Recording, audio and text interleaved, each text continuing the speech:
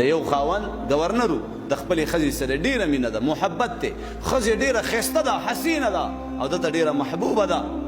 نو دا هغه جذباتو کې دومره راغی چې زما عزتمندو 14مه سپوږمۍ راختې وه او د هغې هغه رڼا او شغلې او هغه دومره زیاتو چې دا خاوند د خپلې ښځې ته وایي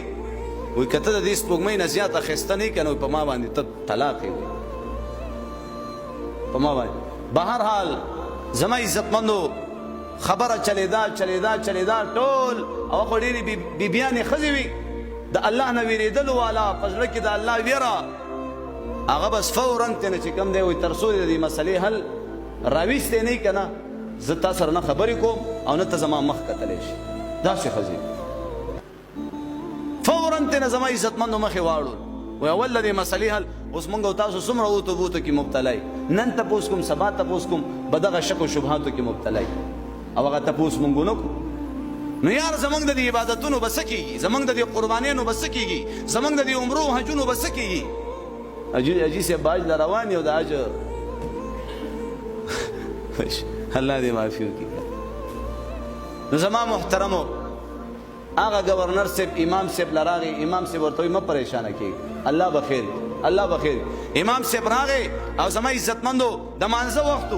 علما ټول موجود دي چې امام صاحب به څه علاج روباسي، سهل به روباسي. امام صاحب یې جمع ته وړاندې کو، امام صاحب په جمع کې همدا صورت شروع کو والتین والزیتون وطور سینین وهذا البلد الامین لقد خلقنا الانسان فی احسن. او دا آیات بار بار ویلو شاته هغې فتح ورکولې او که چېرته مخکې نه ورځي که نه او په دې کې اوس دا خپله مسله دا چې کومه ورته فتوا مخکې ته راغلې وه دا یې حل کوله چې کله سلام وګرځولو تو امام صاحب دا آیات بار بار دوراولو مخکې دله نه درته که څنګه وایي مخکې راتله خو د دې مسلې حل هم په دې آیات کې د دې مسلې حل هم په دې آیات کې چې الله پاک فرمایي انسان ما د هر څه نه ښایسته پیدا کړی، هر څه نه انسان ما ښایسته پیدا کړی. نو نور سپوږمۍ ستوري چې څومره په دنیا کې تاسو ته څه ښکاري د دې هر څه نه وایي انسان الله ښایسته پیدا کړی. نو زما محترمو عزم کوئ، نیت کوئ، انشاءالله الله درته بیا اساني چې د چا په زړه کې د الله مینه محبت وي هغې ته زکات ورکول هغه مشکل کار نه دی. مونځ کول، حج کول، عمره کول، قرباني کول، دا ټول عبادتونه کول هغې ته هېڅ مشکل کار نه دی. خو چې په دې زړه کې چې کوم دی مینه خو وي که نه، محبت خو وي که نه، او الله خو مونږ وپېژنو چې الله څوک دی. په هغه الله باندې عاشقان نه یو، په ښځه او په بچو د دنیا په خلکو په پیسو په دکانونو. او الله قرآن کې فرمایي صبغة الله ومن احسن من الله صبغه، د الله نه څوک ښایسته کېدی شي. او بیا دغه ښایسته الله دغه انسان ښایسته پیدا کړو او د دې په دې تخلیق باندې الله 4 قسمونه کوي والتین والزیتون وطور سینین وهذا البلد الامین لقد خلقنا الانسان فی احسن تقویم. دا ښایسته انسان دا چې کله وفات شي د دې دا ښایسته بدن دا چې کله موږ په دې قبر کې کېدو نو دا یاد ساتئ وایي دا بدن یې پړسېږي دا چې څومره لحد دې ورله جوړ کړی وي دا ټول قبر بند کړي دا دومره وپړسېږي سم موټاخان شي دومره وپړسېږي او اخره کې یو غرش شي دا بدن یې په منځ وچوي دا خېټې وچوي او دا لرې کلمې او دا هر څه په دې قبر کې زما عزتمندو دا ښایسته انسان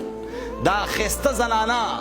دا نن چې دا خپل بدنونه یې لغړ تغړ کړي او په ټیک ټاکو باندې او پوره دنیا ته دا خپل جسمونه ښیي الله اکبر دا بدنونه به په دې خاورو کې زما عزتمندو دغه کیفیاتو ته برابري. موږ او تاسو ټول ور روان یو په دغه لار باندې. څه فرمایي تا چې بل باندې د خاورو ډېری جوړ کړو دغه شانتې به په تا هم واوړي خاورې اوازونه چې د بل د مرګې اوري دغه شان به ته د خپل مرګې هم واوري. عجیبه رحمانه زړه دې د کتو دی چې مرګې په دنیا شته او طلاقان ټولو ته به مرګ راځي که نه به راځي ټولو له به مرګ راځي. اوس د دې مرګ دپاره موږ هېڅ تیاری نه دی شو. والله دغه زناور زما عزتمندو دا چې څومره مارغان او کارغان او څومره زناور دي هغې ته د دې انسانانو عملونه او د دې اعمالو د وجې په هغې باندې کوم عذابونه مسلط دي هغې ته ښکاري او رمباړې او چغې وړي. موږ به څه کېږي د یو ښځې خاوند مړو هغه ښځې په ځان راباندې کړي وو که نه زموږ به څه کېږي او د بچو موږ خاوند خو مې مړ شو پلار خو مې مړ شو موږ خو یتیمانان شو زموږ به څه کېږي دی چغې وی لګی نو دغې ښځې هم چغې والی چې خاوند خو مې مړ شو زما به څه کېږي زما د دې وړو وړو بچو به څه کېږي خوا کې یوه ښځه ناسته وه وی خورې داسې مه وایه چې زما به څه کېږي وی زما د دې خاوند به څه کېږي ورغې ډېره حرامې درله دې کور ته رازغلولې ورغې د خاوند په فکر کې وجاړه د هغې به څه کېږي رونو درخواست کوم سانس ہے چانس ہے سانس ختم چانس ختم توبه به وباسو انشاءالله د 15 وخته د مونځ اهتمام به کوو انشاءالله د والدینو خدمت به کوو انشاءالله د نظر استعمال غوږونو اورېدل لاسونو نیول د خپو تلل صحیح کوو انشاءالله د چا دپاره الله نه پټېدی شو نه شو پټېدی والله والله والله ذرې برابر چیز د الله نه پټېدی نه شي او دا انسان خو الله پاک اشرف المخلوقات پیدا کړی ته به ترې څنګه پټېږي هی هی هی